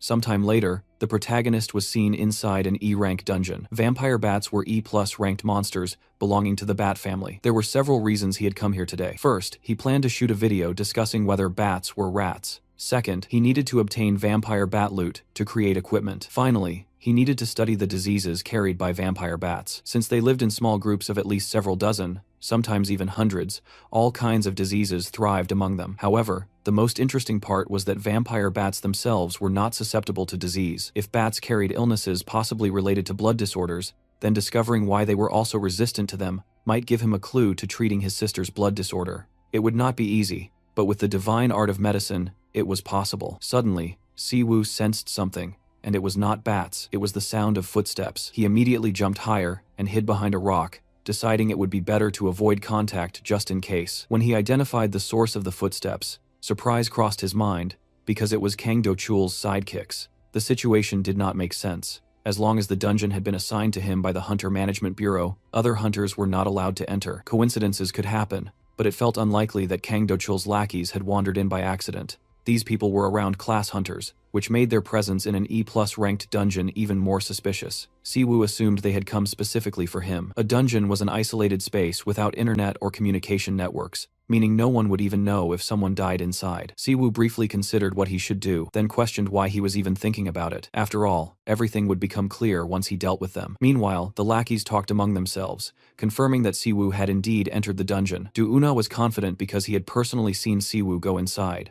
Kim Ji-woo looked around, Wondering why Siwoo was nowhere to be seen, Ji Mincheol suggested that Siwoo might have already died inside. Kim Ji-woo recalled that Siwoo was a completely useless awakened one, even worse than F-class hunters, and wondered how someone like that could enter a dungeon alone with such confidence. Regardless, it made their task much easier. Ji Mincheol spread his arms, admitting that while he did not know how Siwoo handled everything else, he was at least smart enough to come up with some kind of strategy against the vampire bats. Kim Ji-woo dismissed the idea, questioning what a talentless person like Siwoo could possibly do. Do Yuna, however, mentioned that after watching that video, it did not seem like Siwoo relied only on strategy. Ji Mincheol doubted it, reasoning that the video could easily have been manipulation or computer graphics editing. He even looked around and suggested that this entire place could be a set rather than a real dungeon. Kim Ji-woo agreed that anything was possible. Suddenly, a loud sound echoed through the cave, followed immediately by something rushing past them. Meng Siwoo appeared behind Kim Ji-woo and demanded to know Kang Do-chul's current whereabouts. Kim Ji-woo was terrified, having failed to sense Siwoo's movement at all. Siwoo openly admitted that he had not expected them to reveal information so easily, and noted that he hoped they would not answer him. Taking advantage of the brief moment when Siwoo stood still,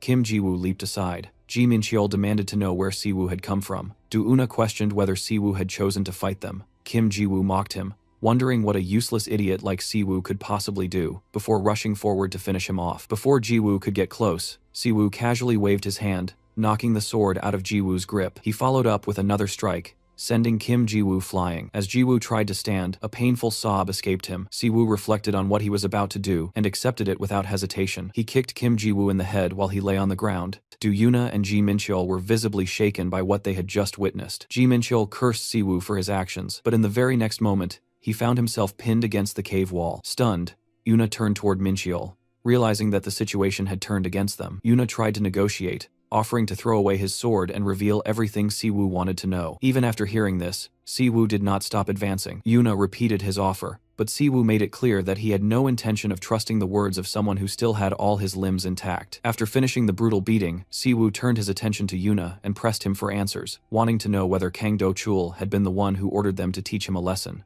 Yuna quietly admitted that it was true. Siwoo then asked whether Yuna wanted to be awarded honorary marks for his honesty. Yuna lifted his swollen face and begged him not to do that, insisting that he was telling the truth. Siwoo demanded to know why Do-chul had done this, and why he was so fixated on him. Yuna admitted that he genuinely did not know. Unhappy with the answer, Siwoo clenched his fist, and when Yuna noticed this, he hurriedly insisted again that he truly knew nothing. Siwoo then asked where Do-chul was currently located, but before Yuna could respond, Siwoo told him to forget the question altogether. He reasoned that Yuna should instead pick up his friends and leave the place. Yuna was shocked, wondering whether Siwoo had really spared them after beating them so severely. Siwoo made it clear that he had not killed them. Siwoo then instructed Yuna to pass along a message to Do-chul, making it clear that the next time, the same thing would happen to him. Siwoo grabbed Yuna by the face and emphasized the message, making sure it would not be difficult for him to repeat it.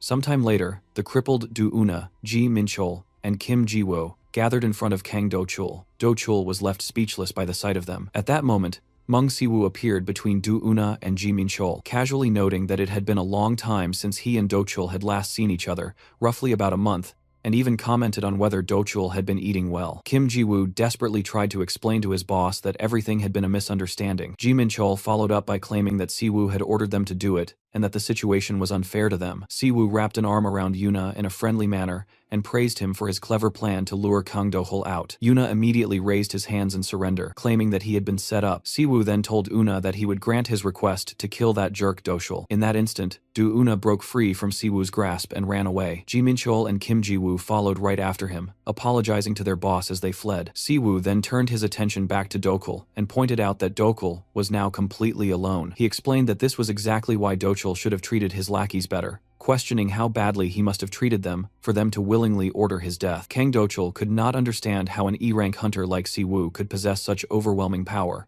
Siwoo admitted that he himself was not entirely sure, but he said it at just the right moment. He then demanded an answer to one question, asking why Do-chul had treated him this way. Do-chul questioned whether there was any reason he should answer. Siwoo made it clear that there was no obligation at all. Immediately after that, Siwoo leaped toward Do-chul and swung his fist. Do-chul reacted just in time, swinging his sword to block the attack. The clash made it clear to Siwoo that he could not trust the words of a man with intact limbs. Through this confrontation, Siwoo fully realized how different the situation was, as Do-chul was a B-class hunter. Do-chul followed up with a horizontal slash, but Siwoo managed to duck under the blade. Do-chul could not help but acknowledge the clean dodge. Siwoo jumped back immediately, creating distance between them. He admitted to himself that Dochel's reaction speed was far better than expected. Thinking about Dochel's cruelty and power sent a chill through him. While even a decent blow could shatter a sword, he still lacked the skill to properly block a B-rank hunter's weapon. Dochel pushed off the ground and rushed forward aggressively. His attacks were fast but straightforward, making them possible to dodge. Siwoo crouched low, avoided the strike, and countered with a blow to Dochel's stomach. At that moment, memories surfaced from his past, when he worked as an editor for Do. Back then, he had been treated like a slave in dungeons and beaten over trivial mistakes. Countless times, he had filmed Dochel fighting monsters, replaying the footage hundreds of times. While editing those videos, he had subconsciously analyzed Dochel's habits, tendencies, and behavior. As a result, Siwoo's insight skill increased by 0.5%, reaching 9.2%. At the last moment, Dochel managed to block Siwoo's fist. Again and again, the two clashed without either gaining the upper hand. Dochel delivered a powerful vertical strike from above, but Siwoo dodged as if he already knew the attack was coming. After so many precise reactions, Dochel began to suspect something unnatural, briefly wondering if Siwoo could read his mind. He immediately dismissed the thought, reminding himself that he was a B-rank hunter, while Siwoo was only A+. Something like that should have been possible only for an S-rank hunter. Seizing the opportunity, Siwoo finally landed a solid punch to Dochel's face. The impact sent Dochel flying backward. He stabbed his sword into the ground and gripped it tightly to stop himself from falling, yet he was still forced back. Dochel trembled in disbelief. It felt impossible. He had studied Siwoo's abilities through YouTube videos, but reality far exceeded what he believed. Dochel suddenly unleashed his energy. His expression twisted as he declared his intent to kill Siwoo that day. Siwoo retreated and raised his hand, making it clear that there was no need to push things this far. Dochel, however, had completely abandoned restraint. With Dochel going all out, Siwoo realized he had no choice but to do the same. Siwoo felt his muscles begin to tear again. Fighting at full strength meant he would not be able to last long. He resolved to give everything he had. Pushing off the ground, he shot forward like lightning. All Dochel managed to perceive was Siwoo's figure appearing in front of him in an instant. A powerful punch followed, triggering a massive explosion across the battlefield. A short time later, the inspection bureau arrived at the destroyed construction site. The commander ordered the area to be sealed off and instructed her subordinates to check for survivors. Several agents stepped forward, announcing their presence and searching the site. As the dust slowly settled, they spotted a man standing with a sword in his hand. The commander asked whether his name was Meng Siwoo. Without stepping off the defeated Kang Dochel beneath him, Siwoo confirmed his identity. The commander then displayed her identification and introduced herself as Lee Min-jung, the commander of the 4th Guard Unit of the Inspection Bureau. She requested that Siwoo accompany them to the bureau. Once inside the bureau, Lee Min-jung confirmed whether she had understood correctly that a hunter named Kang Dochel had attempted to kill him. Siwoo confirmed that this was indeed the case, and stated that he had already submitted video evidence. Lee Min-jung acknowledged that she had reviewed and approved the footage. Although the situation was serious, and not something that could be easily ignored, Hunter Meng Siwoo was listed as an awakened individual without features. The Guarders were essentially the police force responsible for protecting hunters, but in reality, they specialized in hunting down criminal hunters who murdered people. Siwoo had previously heard that squad leaders were appointed from hunters of at least A rank, and the aura radiating from the woman sitting across from him truly resembled that of a killer. Siwoo asked whether the rank of a trait was related to the rank of a hunter. Lee Min-jung responded that she already knew Siwoo was ranked E+. Siwoo confirmed this. Before Lee Min-jung could continue, Siwoo questioned whether there was any reason he needed to answer such inquiries, considering that he was the victim in this situation. Lee Min-jung immediately apologized and explained that due to her line of work, she had developed a habit of suspecting everyone. Based on the video evidence from the Arachne dungeon and the abandoned construction site that Siwoo had submitted, the Bureau would handle everything accordingly. Lee Min-jung stated that Kang Do-chul would never see the light of day again, and suggested ending the investigation at that point. She then thanked Siwoo for his cooperation. The boy opened the door and stated that in that case, he would leave everything in her hands. Moments after Siwoo exited the inspection bureau, the door opened again. A guard entered and appeared surprised that the squad leader was still present, noting that Hunter Meng Siwoo had just left and assuming she would not still be there. Lee Min-jung admitted that the situation was strange. Jung Sua apologized, saying she did not understand what the commander meant. Lee Min-jung then asked Sua about her rank. The sudden question startled her, and she replied that she had recently been promoted to B rank. At that instant,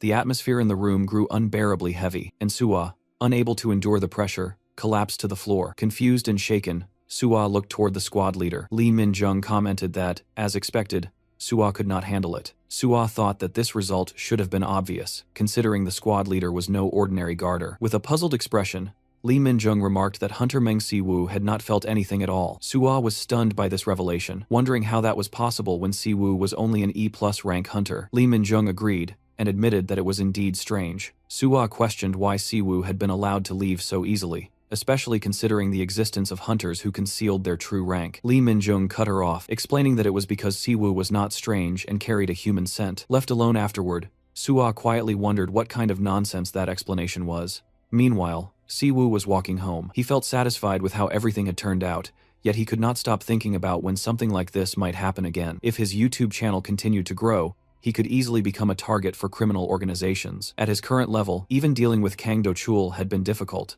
Without the accumulated knowledge of Do-chul's habits, behavior patterns, and the assistance of his S+ insight, he would have died much earlier. As he thought about the challenges ahead, his most important trait stood out: his SS-level superpower, which stubbornly refused to increase. Siwoo reflected on why his superpower remained stuck at 1%.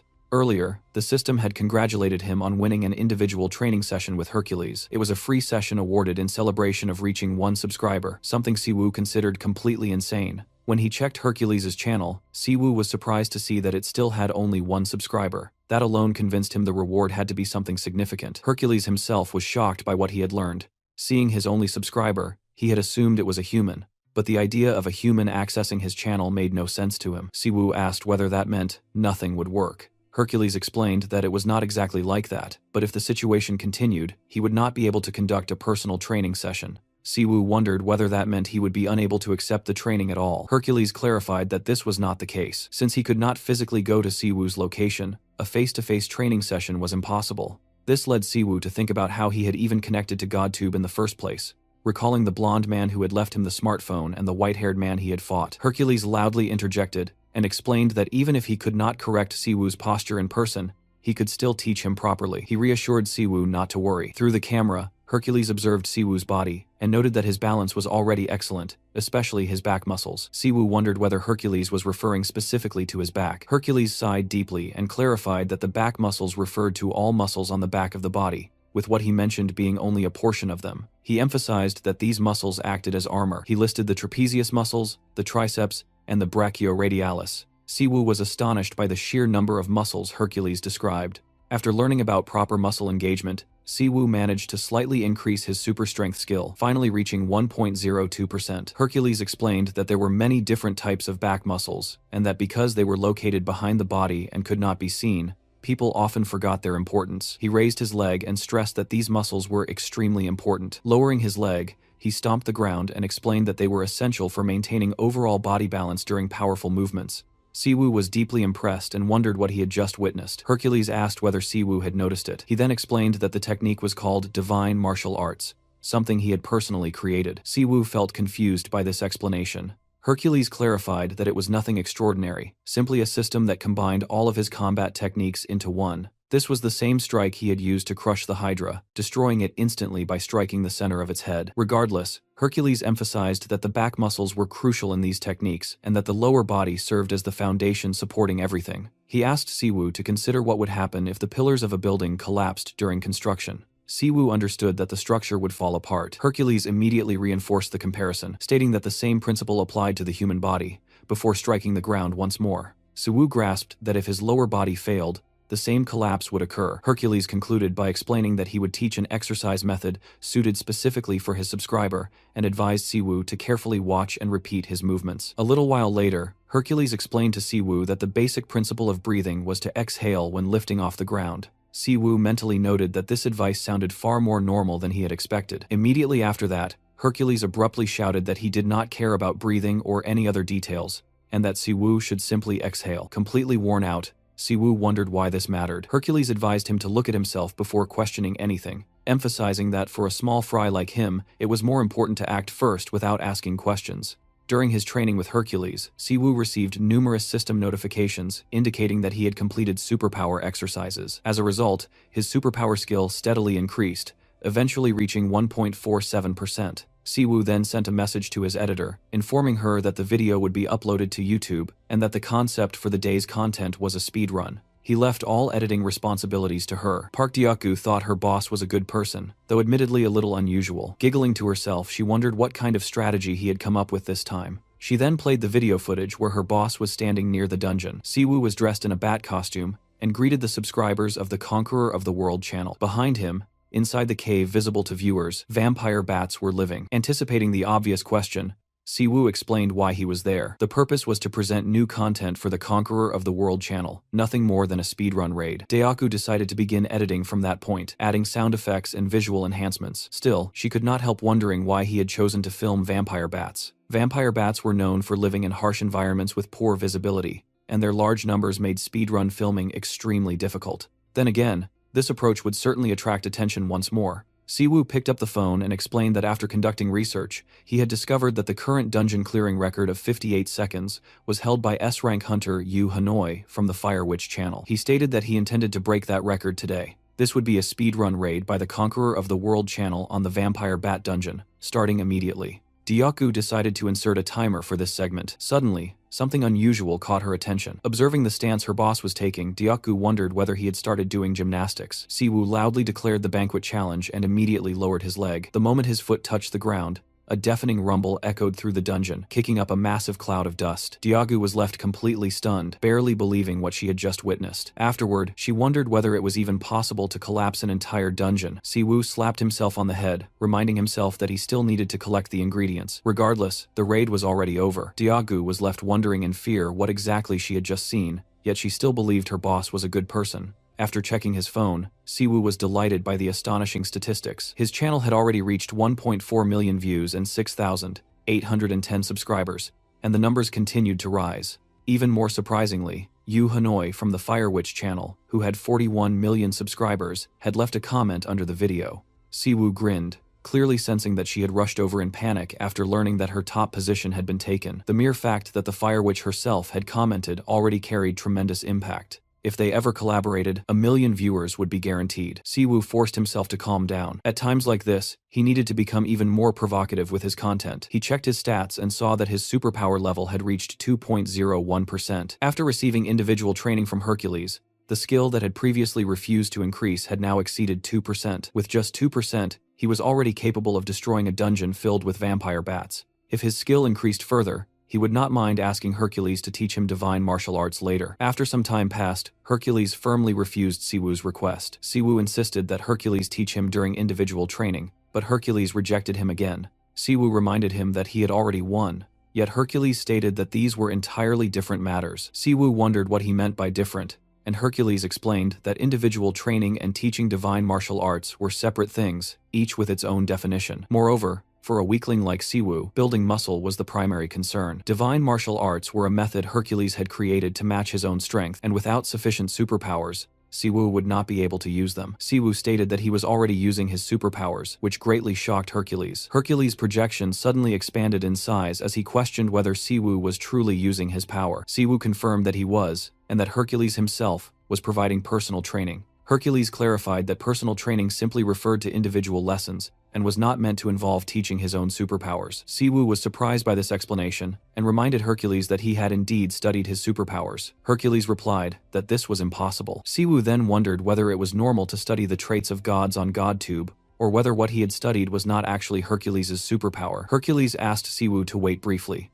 Immediately afterward, Hercules used his power to create a projection. Stunned by the sight, Hercules grabbed Siwoo by the shoulders, and questioned how he had accomplished this. He asked whether this meant Siwoo had learned divine powers simply by subscribing to his channel, and whether the same applied to other gods on GodTube. Siwoo admitted that this was indeed the case and remarked that it seemed ridiculous. Hercules shouted that it was absolutely ridiculous. Gaining the powers of real gods merely by subscribing to their channels was complete nonsense. Siwoo calmly noted that it worked for him. Hercules told Siwoo to be quiet for a moment, and pointed out something strange. The real mystery was how Siwoo had managed to connect to GodTube at all. Siwoo was an ordinary person without divinity, yet he had somehow discovered this opportunity. After listening to Siwoo's story, Hercules reflected on the two individuals Siwoo had encountered earlier. Upon reconsideration, they indeed seemed to be from GodTube. Siwoo wondered whether beings from GodTube could enter their world, given that Hercules had previously stated he could not. Hercules explained that their dimensions could not interfere with each other. He then asked whether Siwoo remembered that his GodTube account was a manager account. If so, one of the individuals Siwoo had met must have been a manager. Siwoo asked whether Hercules knew who the managers on GodTube were. Hercules admitted he knew only a few. Even so, Hercules emphasized that Siwoo should not have been able to obtain divine powers merely by signing up with a manager account. Siwoo wondered whether that was truly the case. Hercules explained that if such a thing were possible, managers would have no trouble becoming gods of the universe themselves. Nevertheless, he was certain that Siwoo had somehow obtained divine powers. Siwoo smiled tensely and asked Hercules to take him as a disciple, but Hercules refused again. Siwoo questioned why he continued to refuse. Hercules replied that it was too troublesome. Siwoo reminded him that he had already mastered divine powers, but Hercules countered that these were different matters altogether. Even providing individual training was already bothersome, and adding divine martial arts on top of that was unacceptable. Seeing how firm Hercules was, Siwoo decided to ask one final question. He wondered what subscribers on GodTube truly represented. Hercules was puzzled and, after a brief pause, explained that subscribers could be understood as a form of divinity. Siwoo interpreted this to mean that the more subscribers one had, the higher their divine status became. While he did not fully grasp the concept, he understood that more subscribers were generally better. This was why Hercules continued to provide individual training despite finding it annoying. Subscribers were the only thing Hercules cared about besides muscles. With that in mind, Siwoo proposed a deal. If he could help Hercules gain 100 subscribers,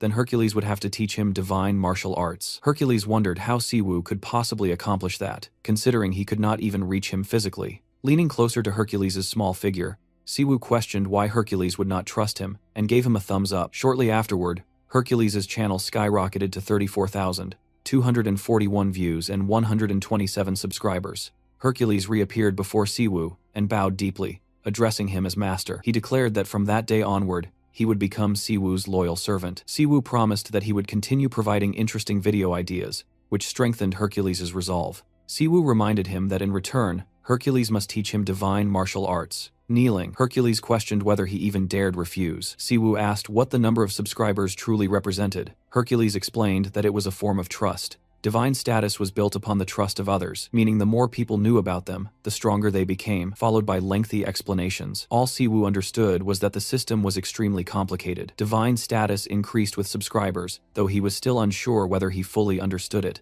Regardless, Hercules promised to teach him divine martial arts immediately. Siwoo requested that Hercules speak calmly again before proceeding. Hercules agreed and suggested starting right away. The first requirement for learning divine martial arts was not physical strength but training the muscles of the brain. Rather than explaining further, Hercules decided to demonstrate. Suddenly, Siwoo's head began to ache as if it were splitting apart, the result of Hercules striking the air. Siwoo struggled to comprehend what was happening. No matter how hard he tried, he could not perceive Hercules' movements at all. An overwhelming pressure pressed down on him. The system notified Siwoo that he had mastered Hercules' divine martial arts. His superpower skill increased dramatically by 1.1%, reaching 3.61%. Siwoo was stunned. A skill that had previously increased by only 0.1% had now surged by over 1% in a single moment. Even more astonishing, it had reached SSS rank. Hercules cautioned that Siwoo could not handle it yet. He explained that Siwoo's soul level was still insufficient, and that using divine martial arts in this state would overload his mind. He needed to develop his brain muscles first. In simpler terms, brain muscles represented the level of the soul, or mental strength. Without a strong psyche, mastering divine martial arts was impossible. Siwoo wondered whether Hercules could have explained this earlier.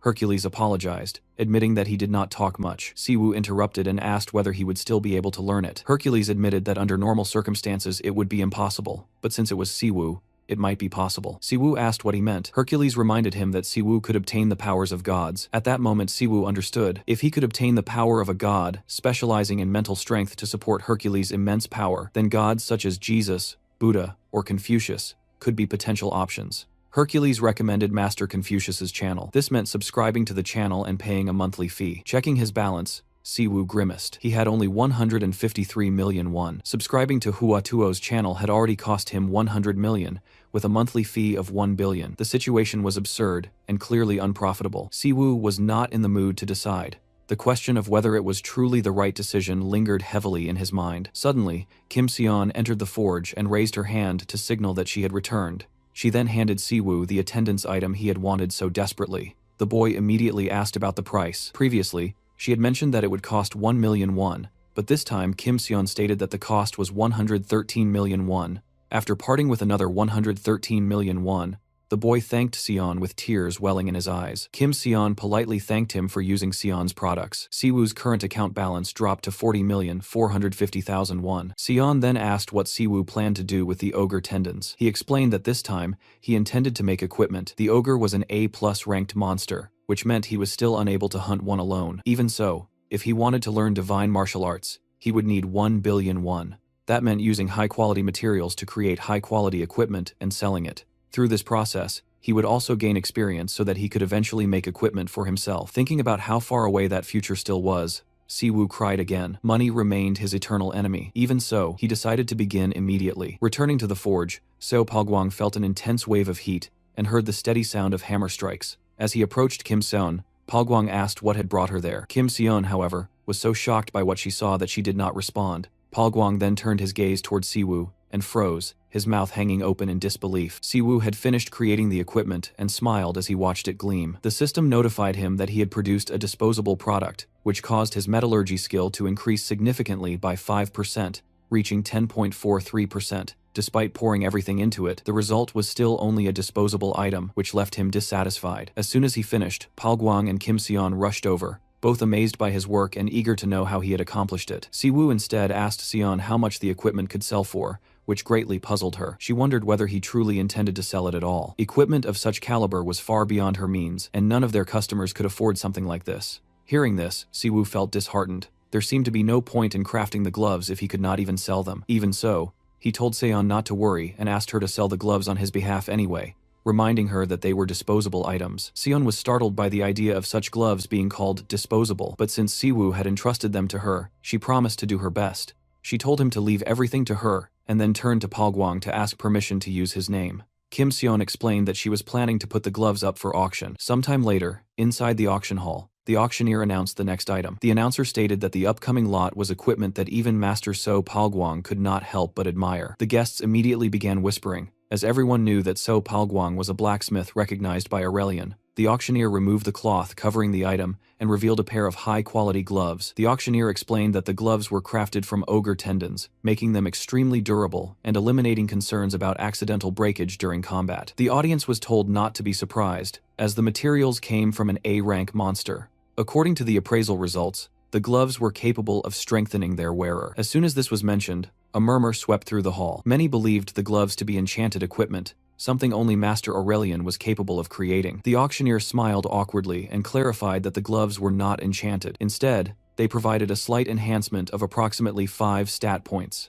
Even so, they were still equipment with a special effect and functioned similarly to auxiliary equipment. Judging by the growing excitement in the room, the auctioneer thought that dragging things out any longer would likely provoke the crowd, and she moved to begin the bidding. The starting price was set at 10 million won, with increments of 5 million won. Almost immediately, bids began pouring in, rising from 10 million to 15, 20, and 25 million won. The competition intensified, and within seconds the price climbed to 50 million won. At that point, the auctioneer announced that future bids would increase by 10 million won. As if it were nothing, the price rapidly escalated through 60, 70, 80, 90, and then 100 million won. The bidding rules were then changed again, increasing each bid by 50 million won. Even this failed to slow the momentum, and the price surged to 250 million won. Moments later, the gloves reached 350 million won, and the hall fell into a brief silence. Scanning the room, the auctioneer asked whether there were any higher bids. Suddenly, one guest called out a bid of 2 billion won. The audience turned in shock to see Han Charon. The auctioneer was visibly shaken by the sudden jump in price, and repeated the bid of 2 billion won, asking again for higher offers. Almost immediately, another bid came in at 2.1 billion won. The crowd gasped upon realizing that the bidder was Lee Minjung.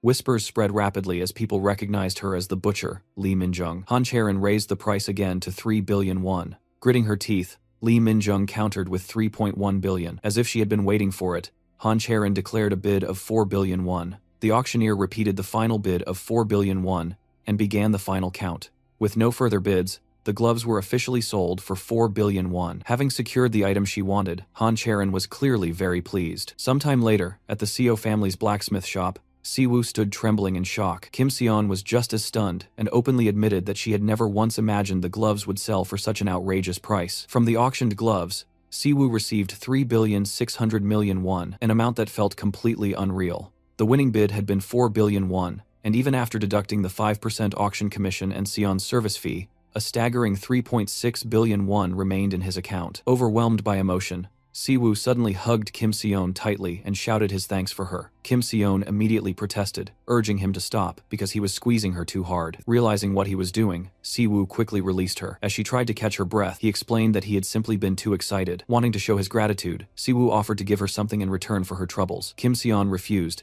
explaining that he had already paid her fairly for her services. More importantly, thanks to him, Seon's company had become a VIP client at the auction house, which was more than enough for her. Hearing this, Siwoo then offered to help Seo Palguang instead, but Palguang refused as well. He explained that he did not mind because Siwoo had done everything himself, while he had done nothing at all. Siwoo then decided that he would teach Seo Palguang how to play the Allegro rhythm, something he had recently learned from a video by Hephaestus. He also mentioned a 4-beat rhythm that would likely suit him just as well. After that, the most important moment came when Siwoo picked up his phone and paid for a subscription to the Confucius channel, losing 1 billion won in the process. He had no choice but to subscribe, as learning divine martial arts required it. There was no room for being stingy. Even so, the amount was enormous. The poor boy barely managed to hold back his tears as he stared at his new subscription, fully aware of how much it had cost him. Sometime later, Soa cautiously asked her brother whether this place was too expensive, and added that they did not have to eat there. Siwoo explained that they were there because experiences like this had to be tried at least once in a lifetime. The cost was 600,000 won per person, but he did not mind. Even after everything, he still had 2.6 billion won left in his account.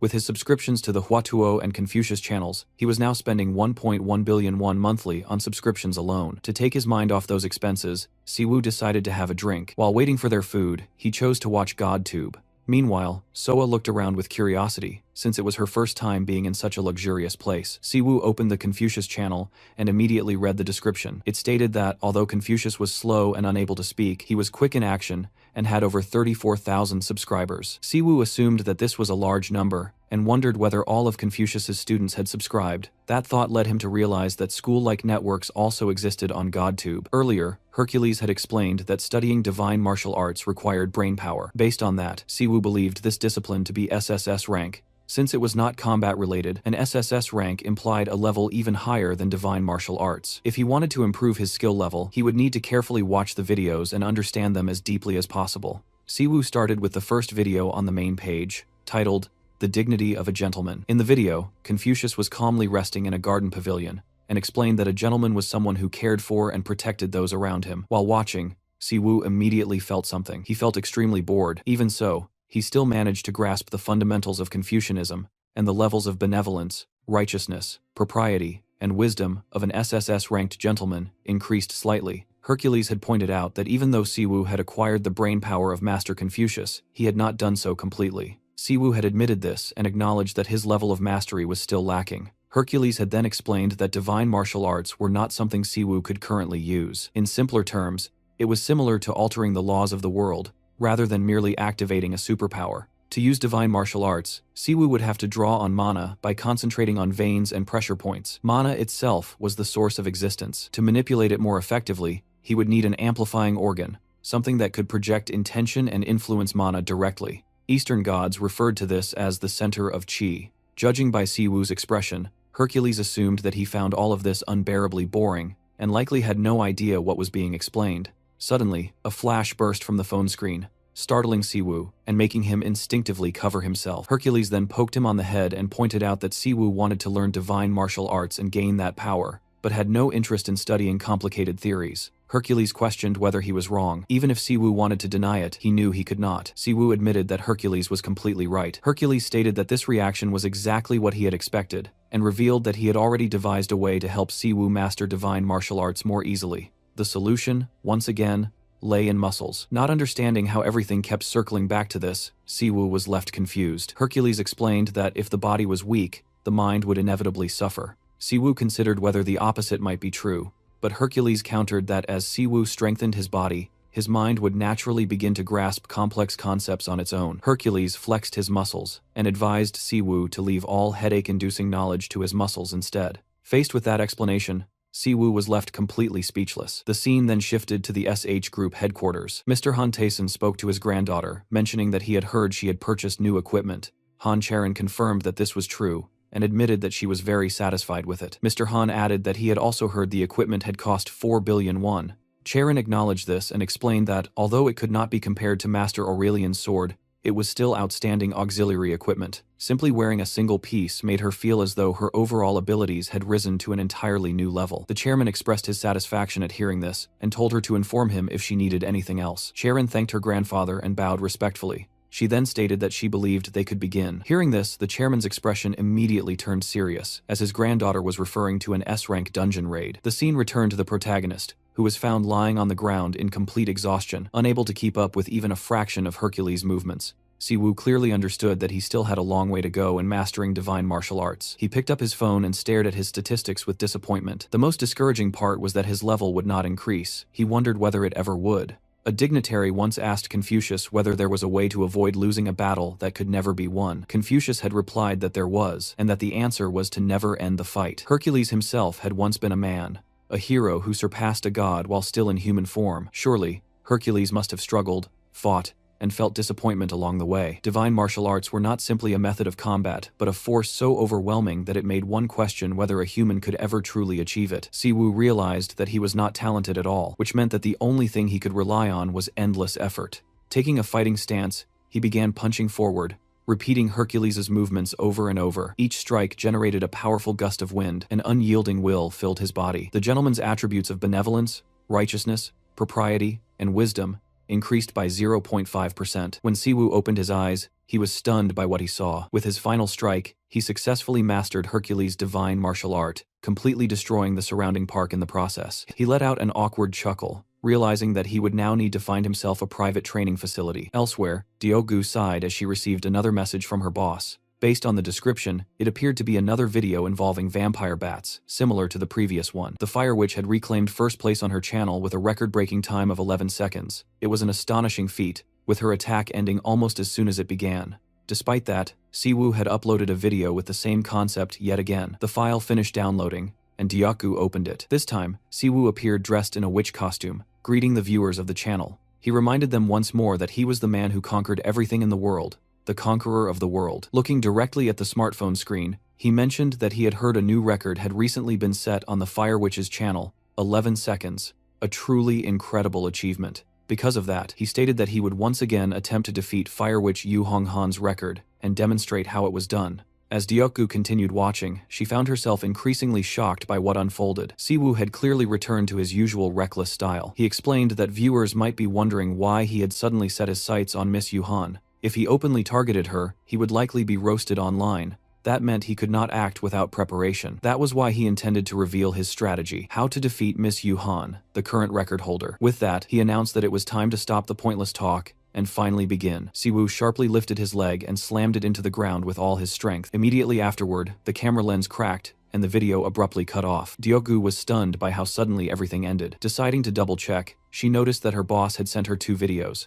When she opened the second file, she was shocked all over again. At the exact moment Siwoo kicked the ground, the gate behind him warped violently, and the camera fell. Massive cracks spread across the ground from the point of impact, leading to the complete destruction of the dungeon. Dioku was left utterly speechless, unable to comprehend what she was seeing. Her body trembled as she checked the video duration once more, and discovered that it was only 4 seconds long. A short while later, Siwoo's new video had already surpassed over 350k views, and his subscriber count had climbed to 11,000. Thanks to divine martial arts, both views and comments skyrocketed. At this pace, earning hundreds of millions no longer seemed like an impossible dream. While scrolling through the comments beneath the video, something unexpected caught his attention. One user mentioned that this level of power should be enough to attack the dungeon where Han Charon had failed. Siwoo was taken aback by this claim. Opening the comment thread, he saw numerous users expressing surprise and discussing the topic. At first, he assumed it was just a rumor. Then another user stated that they had verified the information and that multiple articles were already circulating online. Siwoo was startled. If articles truly existed, then what would happen to the SH group after failing an S-rank dungeon raid? At around 1 in the afternoon,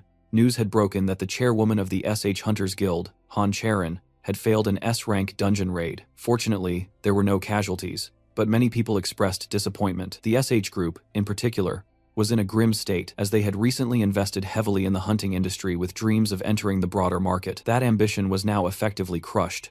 As a result, their stock prices plummeted. Siwoo searched for more details, but none of the reports explained exactly how Han Charon had failed. After reading through everything, he wondered how this situation was related to him at all. Tossing his phone onto the bed, he decided that he did not have the time to worry about her situation. Han Charon could deal with her own problems. He was far too busy handling his own.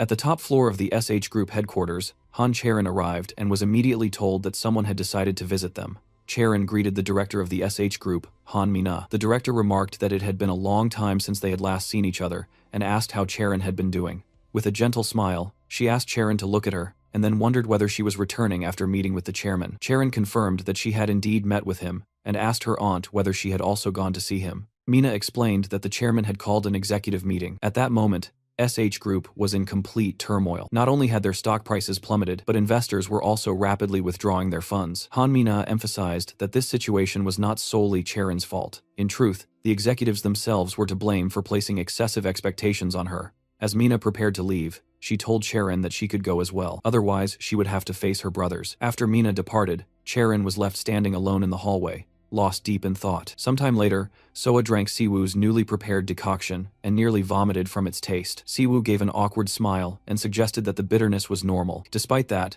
Siwoo was pleased to see that his S+ rank Divine Medical Arts continued to improve, having already reached 20.47%. This time, the decoction was noticeably more palatable than before. After studying the gentleman's mind, all of Siwoo's attributes began to improve at a faster rate. Not only divine martial arts, but also super strength, insight, and even divine metallurgy became easier to develop.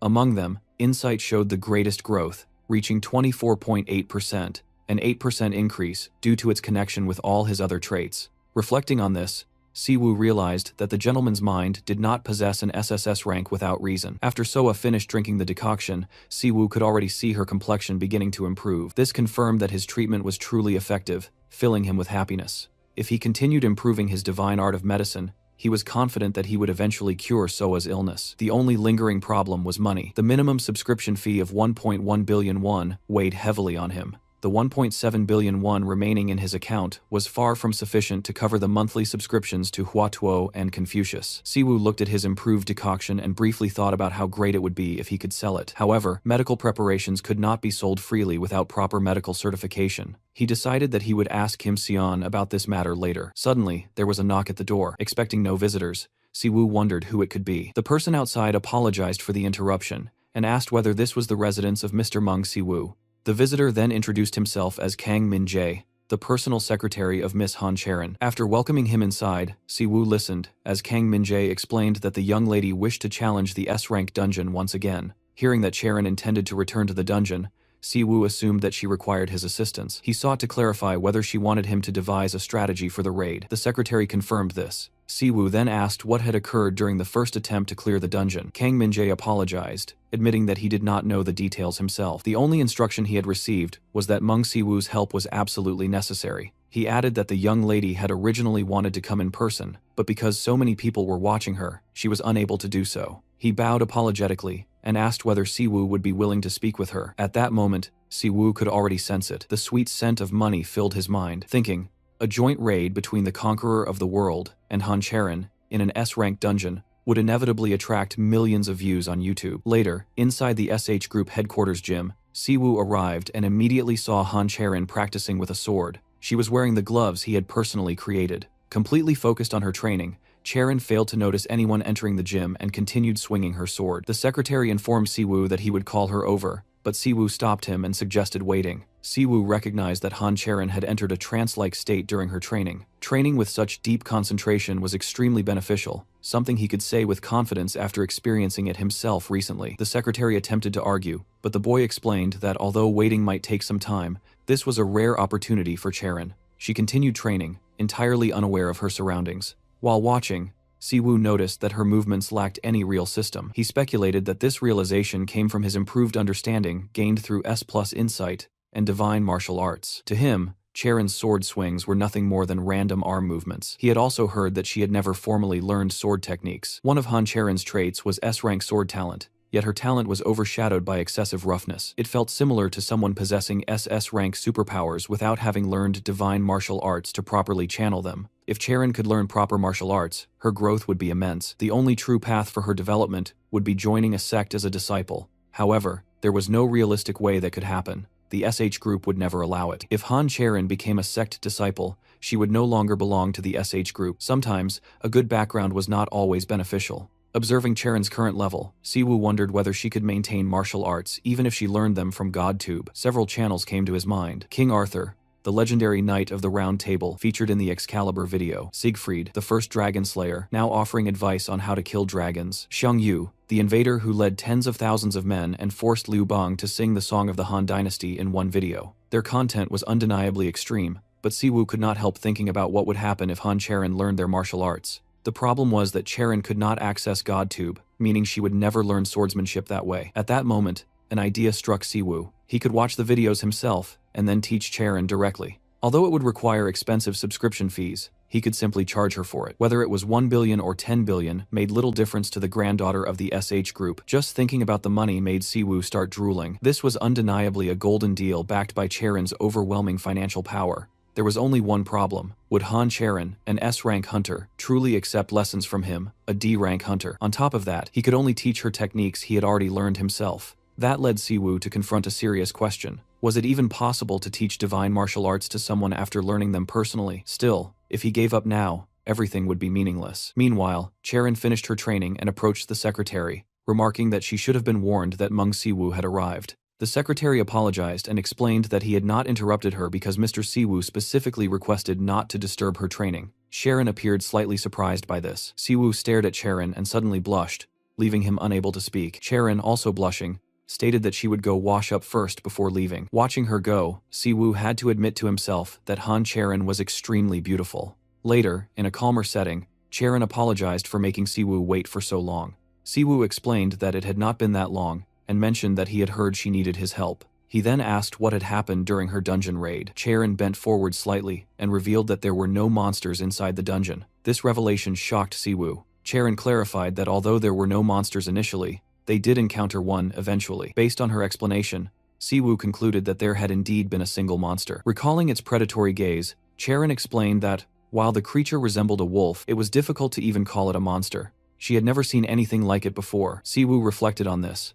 Wolf-type monsters were highly diverse, but as far as he knew, wolf monsters had never appeared in S-rank dungeons. As she continued speaking, Charon began to tremble. She admitted that she had been completely powerless against it. Considering it was an S-rank dungeon and she possessed A+ level strength, she should not have been saying something like that. Siwoo asked whether she truly could not handle it, and she immediately confirmed it. Siwoo remembered that Charon had not entered the dungeon alone. She had been accompanied by elite team members equipped with powerful gear, yet even then, they had failed. Worse still, this was not just a simple failure, it was something entirely beyond their capacity. Siwoo summarized the situation internally. There had been only one monster in the dungeon, and that monster was so powerful that even Han Charon could not fight it. Dungeon rank was determined by the total mana contained within it, which was why dungeons were almost never classified based on a single monster. However, in extremely rare cases, a dungeon could revolve around a single entity. This phenomenon was known as a mutation, or more precisely, a capo monster. A capo monster was a creature that possessed all the mana within a dungeon. If Charon's team had encountered such a being, her failure made perfect sense. A capo monster was already terrifying on its own, and the worst part was that it was S-rank. Siwoo explained that he believed they had encountered a capo monster. Charon was surprised, admitting that it was the first time she had ever heard of such a thing. Siwoo suggested that abandoning the dungeon altogether would be the wiser choice, and questioned whether she truly needed to challenge it again. After all, dying over it would not be worth it. However, Charon insisted that she had to succeed. Siwoo asked her why it mattered so much. She explained that she was not the only one affected. Siwoo immediately understood. Due to Charon's failed raid, the SH group had suffered massive losses. He had already heard that hundreds of billions of won vanished within minutes of the first articles being published. To prevent further collapse in stock prices, Charon needed to resolve the situation. She had to succeed in the dungeon raid as quickly as possible. It was undeniably dangerous, but trillions of won were worth risking her life for. The S-class boss monster, a completely unknown entity, would be extremely difficult to defeat. Siwoo stated that he understood everything. However, he had one condition. He extended his hand with a smile and requested permission to shoot a video for his YouTube channel. Charon was taken aback by the request.